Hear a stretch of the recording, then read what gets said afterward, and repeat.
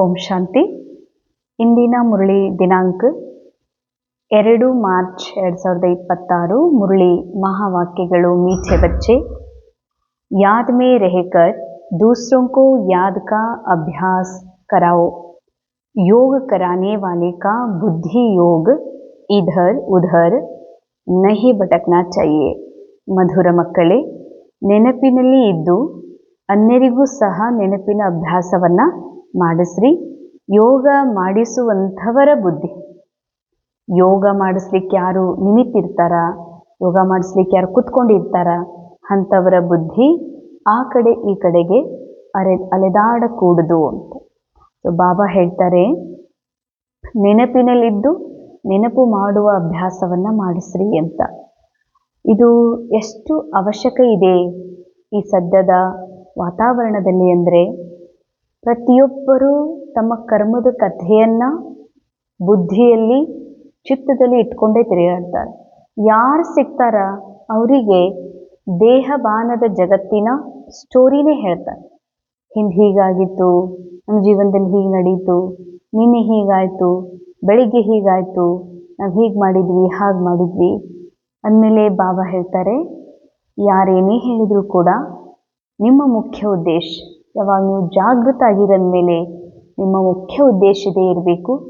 ಸದಾ ನೆನಪಿನಲ್ಲಿರೋದು, ನಾ ಯಾರು, ನಾ ಯಾರಲ್ಲ, ನಾ ಯಾರ ಸಂತಾನ ಇದೇನೆ ಅನ್ನುವಂಥ ಸ್ಮೃತಿಯಲ್ಲಿದ್ದು ಎಲ್ಲರಿಗೂ ನೆನಪು ಮಾಡುವಂಥ ಅಭ್ಯಾಸ ಮಾಡಿಸ್ರಿ ಅಂತ. ಯಾಕಂದರೆ ಅನೇಕರಿಗೆ ತನ್ನ ತಾನೇ ನ್ಯಾಚುರಲ್ ಇಂಟ್ರೆಸ್ಟ್ ಇರುವುದಿಲ್ಲ ಅಧ್ಯಾತ್ಮದ ಒಂದು ಮೂಲ ಸತ್ಯದ ಕಡೆಗೆ ಹೋಗಲಿಕ್ಕೆ. ಅಂದಮೇಲೆ ಅವರಿಗೆ ನಾವು ಇಂಟ್ರೆಸ್ಟ್ ತರಿಸ್ಬೇಕಾಗ್ತದ. ಬಾಕಿ ದೇಹದ ಜಗತ್ತಿನ ನಾಟಕದೊಳಗಿನ ಸಂಸಾರದಲ್ಲಿರುವಂತಹ ಇಚ್ಛೆಗಳನ್ನು ಕಡಿಮೆ ಮಾಡಿಸ್ಬೇಕಾಗ್ತದ. ಯಾರೇನು ಮಾಡಲಿ, ಯಾರು ತಗೊಂಡು ನಾ ಏನು ಮಾಡಲಿ, ನನ್ನಷ್ಟಕ್ಕೆ ನಾ ಪುರುಷಾರ್ಥ ಮಾಡಿದ್ರಾಯ್ತು, ಇದಲ್ಲ. ವಿಶ್ವ ಕಲ್ಯಾಣಕಾರಿ ಅರ್ಥಾರ್ಥ ನೆನಪಿನಲ್ಲಿ ಇರಬೇಕು. ಪರಮಾತ್ಮನ ನೆನಪು, ಆತ್ಮದ ಸತ್ಯ ನೆನಪು, ಇದು ಡ್ರಾಮಾ ಅನ್ನುವಂಥ ನೆನಪು ಕೂಡ. ಬರೀ ನಾ ಆತ್ಮ ಮತ್ತು ನಮ್ಮ ತಂದೆ ಬಾಬಾ ಇವೆರಡೇ ನೆನಪಲ್ಲ, ಇದು ಒಂದು ಡ್ರಾಮಾ ನಾಟಕ ಶಾಲೆ. ಇಲ್ಲೆಲ್ಲ ಮಾನವ ರೂಪದ ಪಾತ್ರ ನಡೀತಾ ಇದೆ. ಇದರಲ್ಲಿ ನಾ ಆತ್ಮ ಸಾಕ್ಷಿ ದೃಷ್ಟ, ಹೀಗೆ ಇವೆಲ್ಲ ಜ್ಞಾನದ ನೆನಪುಗಳು ಮಾಡ್ರಿ ಮತ್ತು ಬೇರೆಯವರಿಗೂ ಮಾಡಿಸ್ರಿ. ಯೋಗಕ್ಕೆ ಮಾಡಿಸ್ಲಿಕ್ಕೆ ಯೋಗ ಮಾಡಿಸ್ಲಿಕ್ಕೆ ನಿಮಿತ್ತಿದ್ದೀರಂದ್ರೆ ಮೊದಲು ನಿಮ್ಮ ಬುದ್ಧಿಯಲ್ಲಿಯೂ ಅಲೆದಾಡಬಾರ್ದು ಅಂತಾರೆ ಬಾಬಾ. ಅಲೆದಾಡಬಾರ್ದು ಅಂದರೆ ಇವನ್ ಸೇವಾಪತಿಯಾಗಿಯೂ ಕೂಡ ಬೇರೆ ಅನ್ಯ ಈಶ್ವರೀಯ ಯಜ್ಞದ ಕಾರ್ಯಗಳ ಪ್ರತಿಯಾಗಿ ವಿಚಾರ ನಡೀತದಂದ್ರೂ ಕೂಡ ಅದು ಡ್ರಾಮಾದ ವಿಚಾರನೇ, ಸ್ಥೂಲ ವಿಚಾರಗಳೇ. ಅಂದಮೇಲೆ ಬುದ್ಧಿ ಮನಸ್ಸು ಸ್ಥೂಲ ವಿಷಯಗಳ ಕಡೆಗೆ, ವಸ್ತುಗಳ ಕಡೆಗೆ, ಕಾರ್ಯದ ಕಡೆಗೆ ಹರಿದಾಡ್ತದಂದ್ರೆ ಇದು ಬುದ್ಧಿಯ ಅಲೆದಾಡುವಿಕೆ. ಬುದ್ಧಿಯ ಸ್ಥಿರತೆ ಅಂದರೆ ಏನೆಲ್ಲ ನಡೀತಾ ಇದೆ ಡ್ರಾಮಾದಲ್ಲಿ, ದೃಶ್ಯಗಳಲ್ಲಿ ಏರುಪೇರು, ಆದರೂ ಕೂಡ ನಾನು ಸ್ಥಿರವಾದ ಆತ್ಮ ಅನ್ನುವಂತಹ ಒಂದು ಸತ್ಯದಲ್ಲಿ ಸ್ಥಿತ ಆಗೋದೇ ಬುದ್ಧಿಯ ಅಲೆದಾಡುವಿಕೆಯಿಂದ ಮುಕ್ತರಾಗೋದಾಗಿದೆ. ಪ್ರಶ್ನೆ, किन बच्चों के ऊपर बहुत बड़ी रिस्पॉन्सिबिलिटी है, उन्हें कौन सा ध्यान जरूर देना चाहिए? ಯಾವ ಮಕ್ಕಳ ಮೇಲೆ ಯಾವ ಬಹುದೊಡ್ಡ ಮುಖ್ಯವಾಗಿರುವಂತಹ ಜವಾಬ್ದಾರಿ ಇದೆ, ಅವರು ಆ ವಿಷಯದ ಪ್ರತಿಯಾಗಿ ಬಹಳ ಗಮನವನ್ನು ಕೊಡಬೇಕಾಗಿದೆ. ಉತ್ತರ ಬಾಬಾ ಹೇಳ್ತಾರೆ, जो बच्चे निमित्त टीचर बनकर दूसरों को योग कराते हैं उन पर बहुत बड़ी रिस्पॉन्सिबिलिटी है. ಯಾವ ಮಕ್ಕಳು ಟೀಚರ್ ಆಗಿ ಇನ್ನೊಬ್ಬರಿಗೆ ಓದಿಸ್ತಾರೆ ಅಥವಾ ಯೋಗ ಮಾಡಿಸ್ತಾರತ್ತಂದ್ರೆ ಅವ್ರ ಮೇಲೆ ಬಹಳ ದೊಡ್ಡ ಜವಾಬ್ದಾರಿ ಇದೆ. ಟೀಚರ್ ಅಂತಂದ್ರೆ ಕೇವಲ ಸಮರ್ಪಿತ ಬಿಳಿಯ ವಸ್ತ್ರವನ್ನು ಧರಿಸಿರುವಂಥ ಸಹೋದರಿಯರಂತಾನೇ ಅಲ್ಲ. ಟೀಚರ್ ಆಗಿ ಮುರಳಿ ಅಥವಾ ಧ್ಯಾನವನ್ನ, ಯೋಗವನ್ನ, ಮೆಡಿಟೇಷನನ್ನು ಕಲಿಸ್ಲಿಕ್ಕೆ ಯಾವ ಕ್ಷಣ ನೀವು ನಿಮಿತ್ತಿದ್ದೀರಿ ಆ ಕ್ಷಣ ಎಲ್ಲರೂ ಟೀಚರ್. ಟೀಚರ್ ಅಂದಮೇಲೆ ಟೀಚರ್ನ ಮುಖ್ಯ ಕರ್ತವ್ಯ ಏನಾಗಿದೆ, ಯೋಗವನ್ನ ಮಾಡಿಸುವಾಗ, ಧ್ಯಾನದಲ್ಲಿ ಇರುವಾಗ ಬುದ್ಧಿ ಆ ಕಡೆಗೆ ಈ ಕಡೆಗೆ ಅಲೆದಾಡಬಾರ್ದು ಅಂತಾರೆ ಬಾಬಾ. अगर योग कराते समय बुद्धि बाहर भटकती है तो सर्विस के बजाय डिसर्विस करते हैं. ಬುದ್ಧಿ ಅಲೆದಾಡ್ತದತ್ತಂದ್ರ, ಹೊರಗೆ ಹೋಗ್ತದತ್ತಂದ್ರ ನೀವು ಸೇವೆ ಮಾಡೋ ಬದಲಾಗಿ ದಿಸ್ ಸರ್ವಿಸ್ ಮಾಡ್ತಿದ್ದೀರಿ ಅಂತ ಅರ್ಥ. ಎಷ್ಟು ಸೂಕ್ಷ್ಮವಾಗಿರುವಂತಹ ಮಹಾವಾಕ್ಯ. ದಿಸ್ ಸರ್ವಿಸ್ ಎದಕ್ಕಂತಾರೆ ಬಾಬಾ? ಕೇವಲ ಬುದ್ಧಿ ತನ್ನ ಸ್ಥಿರತೆಯನ್ನು ಕಳ್ಕೊಂಡು ಸ್ಥೂಲದ ಕಡೆಗೆ ಅದು ಅಲದಾಡ್ತದಂದ್ರೆ ಇದಕ್ಕೆ ಡಿಸ್ ಸರ್ವಿಸ್ ಅಂತಾರೆ ಬಾಬಾ. ಹಾಗಾದ್ರೆ ಸರ್ವಿಸ್ ಅಂದ್ರೆ ಏನು? ಸರ್ವಿಸ್ ಅಂದ್ರೆ ಭಾಷಣ ಮಾಡೋದು, ಸರ್ವಿಸ್ ಅಂದ್ರೆ ಚಿತ್ರದ ಬಗ್ಗೆ ಹೇಳೋದು, ಮುರಳಿ ಹೇಳೋದು, ಇದು ಆಕ್ಟಿಂಗ್ ಮಾತ್ರ. ಇದನ್ನೇ ಅನೇಕರು ಸೇವೆ ಅಂತಲೂ ತಿಳ್ಕೊಂಡಿದ್ದಾರೆ. ನಿಜವಾದ ಸೇವಾ ಅಂತಂದ್ರೆ ಬುದ್ಧಿಯ ಒಂದು ಯೋಗ, ನಿರಾಕಾರ ಆತ್ಮನ ಮೇಲೆ, ನಿರಾಕಾರ ಪರಮಾತ್ಮ ತಂದೆಯ ಸರ್ವ ಗುಣಗಳ ಮೇಲೆ ಏಕಾಗ್ರ ಮಾಡೋದು. ಇದು ಬುದ್ಧಿಯ ಒಂದು ಏಕಾಗ್ರತೆ. ಅದಕ್ಕಾಗಿ ಬುದ್ಧಿ ಅಲೆದಾಡುವಿಕೆ ಅಂದರೆ ಬುದ್ಧಿಯ ಎದುರುಗಡೆಗೆ ಈ ಕಡೆ ಮನಸ್ಸು ಇದೆ, ಈ ಕಡೆಗೆ ಆತ್ಮನೂ ಇದೆ. ಮನಸ್ಸಿನ ವಿಚಾರಗಳ ಕಡೆಗೆ ವಿಚಲಿತ ಆಗದೆ, ಮನಸ್ಸಿನ ವಿಚಾರಗಳನ್ನು ಸತ್ಯ ಅಂತ ಭಾವುಕಾಗದೆ, ನಾನು ನಿರಾಕಾರ ಸ್ಥಿರವಾಗಿರುವ ಸತೋಗುಣಿ ಆತ್ಮನಾಗಿರುವೆ ಎಂಬ ಸತ್ಯದಲ್ಲಿ ಸ್ಥಿತ್, ಆ ಸತೋ ಗುಣಗಳ ಸ್ವರೂಪದಲ್ಲಿ ಸ್ಥಿತ ಆಗೋದು, ಬುದ್ಧಿಯನ್ನು ಸ್ಥಿತ ಮಾಡೋದಿದೆಯಲ್ಲ, ಇದೇ ಬುದ್ಧಿಯ ಸ್ಥಿರತೆ. ಅದಕ್ಕೆ ಬಾಬಾ ಹೇಳ್ತಾರ, ಬುದ್ಧಿ ಅಲದಾಡಬಾರ್ದು ಮಕ್ಕಳೇ, ಅದು ನಿಮ್ಮ ಬಹಳ ದೊಡ್ಡ ಜವಾಬ್ದಾರಿಯಾಗಿದೆ.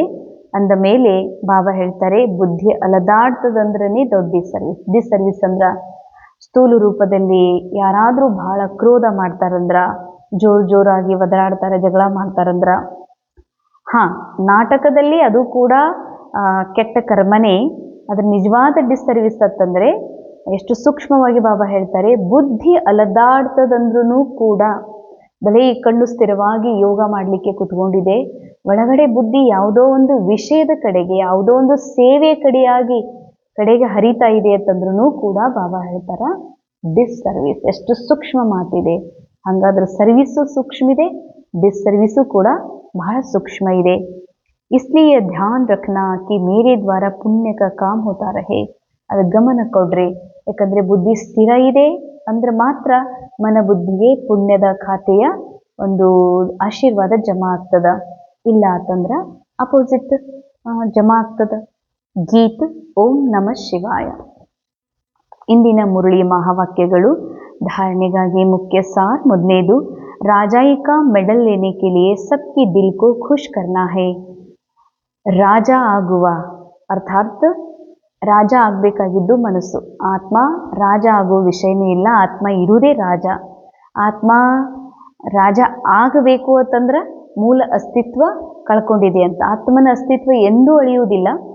ಆತ್ಮ ಸ್ಥಿರ ಇದೆ, ಆತ್ಮ ಶಾಶ್ವತ ಇದೆ, ಆತ್ಮ ರಾಜ ಆಗಿರುವುದು ಸತ್ಯ. ಇನ್ನು ರಾಜ ಆಗಬೇಕಾದವ್ರು ಯಾರು? ರಾಜಾಯಿ ಆದವ್ರು ಯಾರು? ಈ ಮೂಲ ಆತ್ಮನಿಂದ ಅಗಲಿ ಇರುವಂತಹ ಮನಸ್ಸು. ಅದಕ್ಕೆ ಬಾಬಾ ಹೇಳ್ತಾರೆ, ರಾಜಾಯಿ ಮೆಡಲ್ ತಗೋಬೇಕು ಅಂದರೆ ಎಲ್ಲರ ಹೃದಯವನ್ನು ಖುಷಿ ಮಾಡಬೇಕು. ಎಲ್ಲರ ಹೃದಯ ಖುಷಿ ಮಾಡೋದು ಅಂದರೆ ಎಲ್ಲ ರೋಲ್ನ ಒಳಗೆ ಗುಪ್ತವಾಗಿ ಅಡಗಿರುವಂತಹ ನಿರಾಕಾರ ಸತ್ಯದ ಕಡೆಗೆ ಯಾವಾಗ ನಮ್ಮ ಲಕ್ಷ್ಯ ಹೋಗ್ತದೋ, ವೈಬ್ರೇಷನ್ ರೇಡಿಯೇಟ್ ಆಗ್ತದೋ, ಈ ವೈಬ್ರೇಷನ್ ಅವರ ಮೂಲ ಸತ್ಯವನ್ನ ಅನುಭವ ಮಾಡಿಸ್ತದ, ದೇಹದಿಂದ ಡಿಟ್ಯಾಚ್ ಮಾಡಿಸ್ತದೆ. ಇದೇ ಹೃದಯವನ್ನು ಖುಷಿ ಮಾಡೋದು.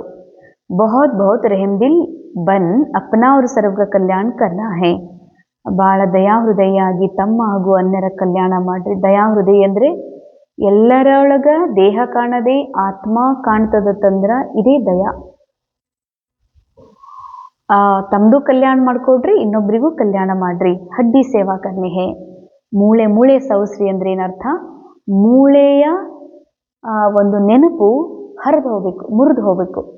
ನಾ ಮೂಳೆ ಇದ್ದೀನಿ, ಚರ್ಮ ಇದ್ದೀನಿ, ನನ್ನ ಸ್ಕಿನ್ ಬಹಳ ನಾಜೂಕಿದೆ, ನನಗೆ ಬಿಸಿಲಾಗೋದಿಲ್ಲ, ಮಳೆ ಆಗೋದಿಲ್ಲ, ಚಳಿ ಆಗೋದಿಲ್ಲ.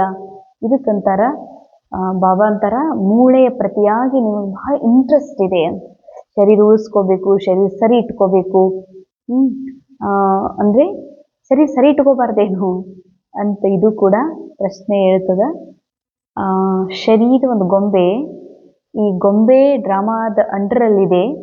ಇದೊಂದು ಪಪೆಟ್.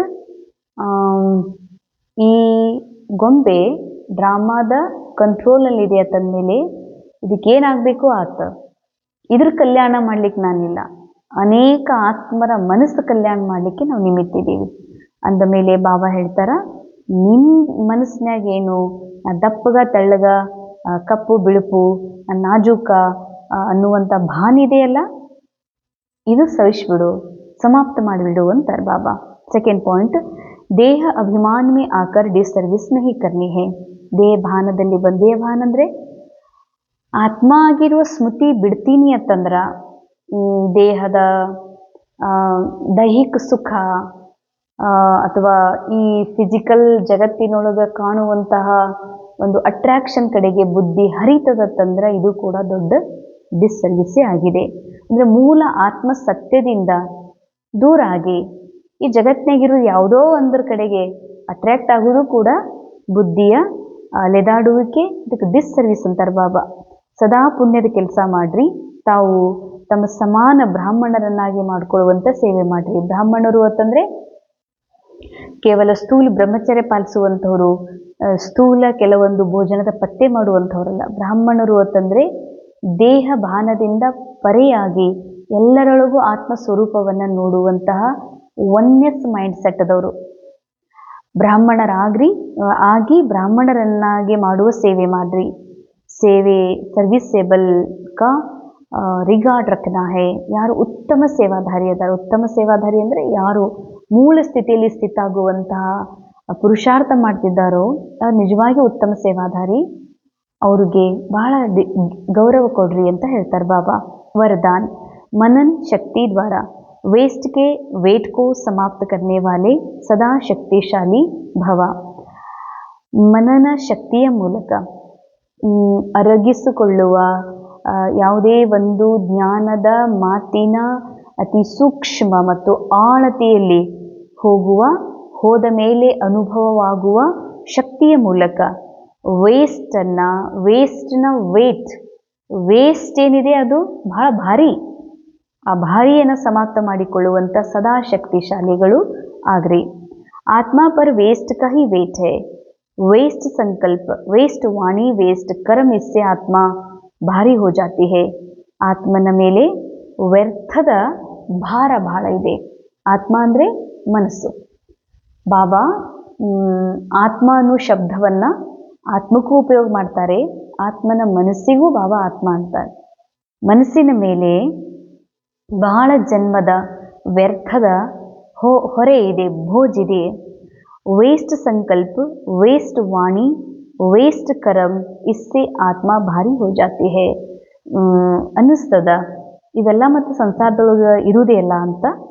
ಆದರೆ ಅವ ಒಬ್ಬ ಸಂಸಾರದಲ್ಲಿ ಇರ್ತಾ ಒಬ್ಬ ತಪಸ್ವಿ ಯೋಗಿ, ಇವರು ಯಾರು ಆಂತರಿಕ ಸೂಕ್ಷ್ಮ ಯಾತ್ರೆಯಲ್ಲಿ ನಿರತಿದ್ದಾರೆ, ರಾಜಯೋಗದ ರಾಜ ಆಗಿರುವ ಸತ್ಯದ ಅನುಭವ ಮಾಡ್ತಿದ್ದಾರೆ.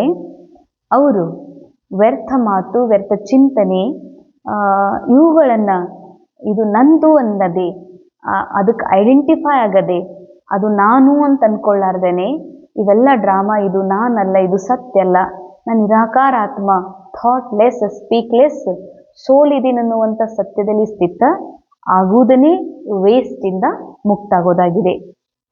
अब इस वेट को खत्म करो. ಈ ಭಾರ ತೆಗೆದು ಹಾಕೊಂಡ್ಬಿಡ್ರಿ. इस वेट को समाप्त करने के लिए सदा सेवा में बिजी रहो. मनन शक्ति को बढ़ाओ. 2 ಕಾರ್ಯ.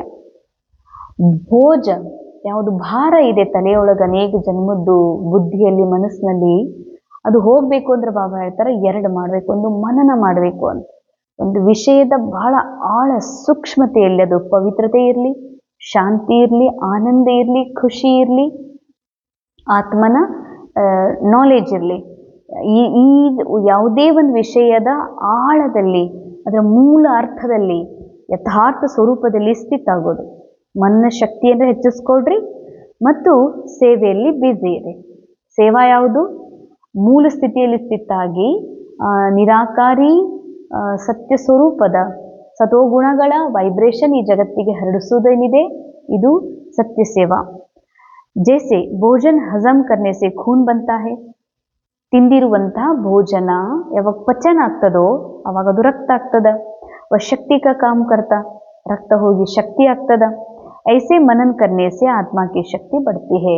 ಮನನ ಮಾಡೋದ್ರಿಂದ, ಒಂದೊಂದು ಪಾಯಿಂಟ್ನ ಚಿಂತನೆ ಮಾಡೋದ್ರಿಂದ, ಅದರ ಆಳತೆಯಲ್ಲಿ ಹೋಗೋದ್ರಿಂದ ಆತ್ಮಕ್ಕೆ ಬಲ ಅರ್ಥಾತ್ ಮನೋಬಲ ಹೆಚ್ಚಾಗ್ತದೆ. स्लोगन: जो अपने स्वभाव को सरल बना लेते हैं उनका समय व्यर्थ नहीं जाता. ಯಾರು ಕಠೋರ ಸ್ವಭಾವದವರು, ಒರಟು ಸ್ವಭಾವದವರು, ದೇವಾಂಧ ಸ್ವಭಾವದವರು ಇದ್ದಾರೆ, ಅಲ್ಲಿ ಪ್ರತಿ ಮಾತಿಗೂ ವಾದ ವಿವಾದ, ಮನಸ್ತಾಪ, ಬೇಜಾರು, ಜಗಳ ಆಗ್ತಾನೆ ಇರ್ತವೆ. ಬಹಳ ಸಮಯ ವೇಸ್ಟ್ ಆಗ್ತದೆ ಅವ್ರ ಲೈಫ್ ಒಳಗೆ. ಆನಂದದಿಂದ ಇರಬೇಕು, ಖರೆ ಉಲ್ಝನ್ನೊಳಗೆ ಸಿಕ್ಕಾಕೊಂಡು ಅದರಿಂದ ಬಿಡಿಸ್ಕೊಳ್ಳೋದು, ಇದರಲ್ಲಿ ಅವ್ರ ಸಮಯ ಹೋಗ್ತದೆ. ಆದರೆ ಬಾಬಾ ಹೇಳ್ತಾರೆ, ಸ್ವಭಾವ ಸರಳ ಮಾಡ್ಕೊಂಡ್ಬಿಟ್ರಿ ಅಂತಂದರೆ ಬಸ್ ನಿಮ್ದು ಬಹಳ ಶಕ್ತಿ, ಬಹಳ ಸಮಯ ಉಳಿತಾಯ ಆಗ್ತದೆ. ಅವ್ಯಕ್ತಿಶಾರೆ ನಿಶ್ಚಯದ ಫೌಂಡೇಶನ್ ಮಜಬೂತ್ ಮಾಡ್ಕೊಡ್ರಿ, ಸದಾ ನಿರ್ಭಯ ಮತ್ತು ನಿಶ್ಚಿಂತರಾಗಿರಿ. ಈ ತಿಂಗಳ ವ್ಯಕ್ತಿಶಾರ ನಿಶ್ಚಯದ ಫೌಂಡೇಶನ್ ಗಟ್ಟಿ ಮಾಡ್ಕೊಡ್ರಿ ಮತ್ತು ಸದಾ ನಿರ್ಭಯ ನಿಶ್ಚಿಂತರಾಗ್ರಿ. ಜೋ ನಿಶ್ಚಯ ಬುದ್ಧಿ ಹೋಗ ವ ನಿಶ್ಚಿಂತ ಹೋಗ. ಯಾರಿಗೆ ನಿಶ್ಚಯ ಇದೆ, ನಾನು ದೇಹ ಅಲ್ಲ, ಬೀಳುವ, ಬದಲಾಗುವ, ಸಾಯುವ ದೇಹ ನಾನಲ್ಲ ಅಂತ ಯಾರಿಗೆ ನಿಶ್ಚಯ ಇದೆ, ಅವರು ನಿಶ್ಚಿಂತಿರ್ತಾರೆ. ಯಾಕಂದರೆ ನಾನು ಸಾಯೋದಿಲ್ಲ, ನಾನು ಬದಲಾಗೋದಿಲ್ಲ, ನಾನು ಸ್ಥಿರ ಇದ್ದೀನಿ ಅನ್ನೋದು ಸತ್ಯದ ಅನುಭವ ಯಾರು ಮಾಡಿದಾರೋ, ಬರೀ ತಿಳ್ಕೊಳ್ಳೋದಷ್ಟೇ ಅಲ್ಲ, ಅನುಭವ ಮಾಡಿದಾರೋ ಅವ್ರು ನಿಶ್ಚಿಂತನೇ ಇರ್ತಾರೆ. ಉಸೆ ಕಿಸಿ ಭಿ ಪ್ರಕಾರ ಕ ಚಿಂತನ್ ಯಾ ಚಿಂತಾ ನಹಿ ಹೋಗಿ. ಅವ್ರಿಗೆ ಯಾವ ಪ್ರಕಾರದ ಚಿಂತೆ ಇರೋದಿಲ್ಲ. ಏನಾಯಿತು, ಹೇಗಾಯಿತು, ಮುಂದೆ ಏನಾಗುತ್ತೋ ಏನೋ, ಹೆಂಗೆ ಮಾಡಲಿ ಅಂತ ಅವ್ರು ಚಿಂತನೆ ಮಾಡೋದಿಲ್ಲ. ಇದೆಲ್ಲ ವ್ಯರ್ಥ ಚಿಂತನೆ.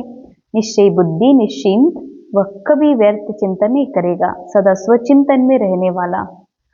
ಯಾರು ನಿಶ್ಚಯ ಬುದ್ಧಿ ಇದ್ದಾರೋ, ಯಾರು ನಿಶ್ಚಿಂತಿದ್ದಾರೋ ಅವ್ರು ಸದಾ ಸ್ವಚಿಂತನೆಯಲ್ಲಿ ಸ್ಥಿತಿರ್ತಾರೆ. ಸ್ವಸ್ಥಿತಿ ಸೇ ಪರಿಸ್ಥಿತಿ ಪರ ವಿಜಯ ಪ್ರಾಪ್ತ ಕರ್ಲೇತಾ ಹೇ. ಸ್ವಸ್ಥಿತಿಯಿಂದ ಪರಿಸ್ಥಿತಿಯನ್ನು ಪಾರು ಮಾಡಿಕೊಳ್ಳುವಂಥವರು ಆಗಿರ್ತಾರೆ ಅಂತ. ಓಂ ಶಾಂತಿ. ಇಂದಿನ ಮುರಳಿಯ ಮಹಾವಾಕ್ಯದ ಅನುಭವ ಮಾಡೋಣ. ನಾನು ಆತ್ಮ, ನಿರಾಕಾರ ಜ್ಯೋತಿರ್ಬಿಂದು. ಇದೇ ನನ್ನ ಮೂಲ ಸತ್ಯ ಸ್ವರೂಪವಾಗಿದೆ. ವಾಣಿ, ಶಬ್ದ,